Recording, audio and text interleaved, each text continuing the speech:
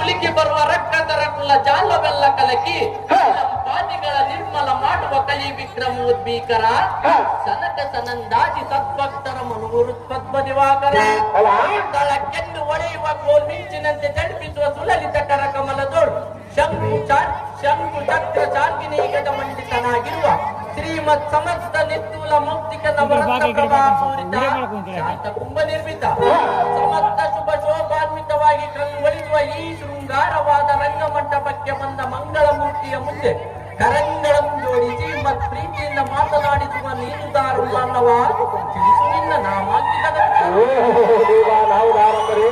ಪಟ್ಟದ ಮೇಲೆ ನಿಂತುಕೊಂಡು ಗಟ್ಟಿಯಾಗಿ ಪ್ರೀತಿಯಿಂದ ನಿಮ್ಮನ್ನು ಮಾತನಾಡಿಸುವ ಪುಟ್ಟ ಸಾರಥಿ ಎಂದು ಕರೆಯುತ್ತಾರೆ ದೇವ ಹೇಳಿಕೊಂಡು ಬರಬೇಕು ನಮ್ಮ ನಾಮಾಂಕಿತವ. ಎಲ್ಲ ಸಾರಥಿ ನಮ್ಮ ನಾಮಾಂಕಿತವೇನೆಂದರೆ ಅದೇನು ದೇವ? ದಿಗ್ಗಟ ದೋರಿಯನ್ನ ಪಾದಜವನದಲ್ಲಿ ಶಕ್ತರಾದ ಭಕ್ತರಿಗೆ ಬಂದ ಕಂಟಕಗಳನ್ನು ಪರಿಹರಿಸಿ ಯುಕ್ತಿಯಿಂದ ಮನೋತೃಪ್ತಿಯಾಗುವಂತೆ ನಿಜ ರೂಪವನ್ನು ವ್ಯಕ್ತಪಡಿಸಿ ಭಕ್ತಿಯನ್ನು ಕೊಡುವ ಭಕ್ತ ವತ್ಸಲೆನೆಂಬ ಬಿರುದು ಕಟ್ಟಿರುವೆನು.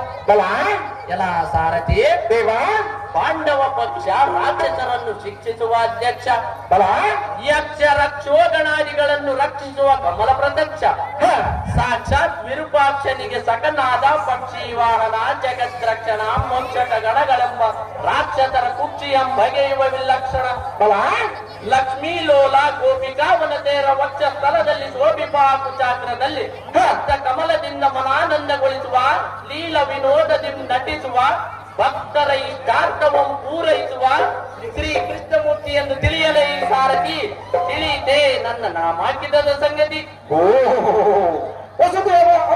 ವಸುದೇವ ದೇವಕ್ಕೆ ಅಮ್ಮನವರ 8ನೇ ಗರ್ಭಾಪ್ತಿಯಲ್ಲಿ ಚಂದ್ರಾಮಾರಂತೆ ಉದಯಿಸಿದ ಶ್ರೀಕೃಷ್ಣ ಪರಮಾತ್ಮರೇ ತಾವು. ಹಾಗಾದರೆ ಇನ್ನು ಈ ಸುಂದರವಾದ ಸಭಾಮಂದಿರಕ್ಕೆ ದಿಗ್ವಿಜಯ ಮಾಡಿದ ಕಾರ್ಯಾರ್ಥವೇನು ದೇವ? ಎಲ್ಲ ದೂತ ಶಿರೋಮಣಿಯಾದ ಸಾರಥಿ ದೇವ, ಈ ರತ್ನಮಯ ನಿರ್ಮಿತವಾದ ತತ್ಸಭಾ ಜಡೆಗೆ ಅತ್ಯಂತ ಮನೋಭಕ್ತಿಯಿಂದ ಬಂದ ಕಾರಣವೇನೆಂದು ಕೇಳುವೆಯಾ? ಕೇಳಿದೆನು ದೇವ. ಹಾಗಾದರೆ ಹೇಳುವೆನು ಕೇಳು. ಅದೇನು ಚೆನ್ನಾಗಿ ಹೇಳು ದೇವ. ಮೂರ್ಜಗದೋಳು ಊರ್ಜಿತ ಪ್ರಬಲನಾದ ಅರ್ಜುನನೊಡನೆ ಅಮಿತ ಬಲಶಾಲಿಗಳಾದ ಸಮಸಪ್ತಕರನ್ನು ಜಯಿಸಿ ವಿಮಲ ಮತಿಯುತನಾದ ಧರ್ಮಜಲಲ್ಲಿಗೆ ಗಮಿಸುವ ಕಾರಣ ರೋಣವಾಯಿತು ಕಂಡಿಯ ಸಾರಥಿ ತಿಳಿಯಿತೆ ನಾ ಬಂದ ಸಂಗತಿ. ತಿಳಿಯಿತು ಭೂಪತಿ, ಮುಂದೇನು ಸಂಗತಿ?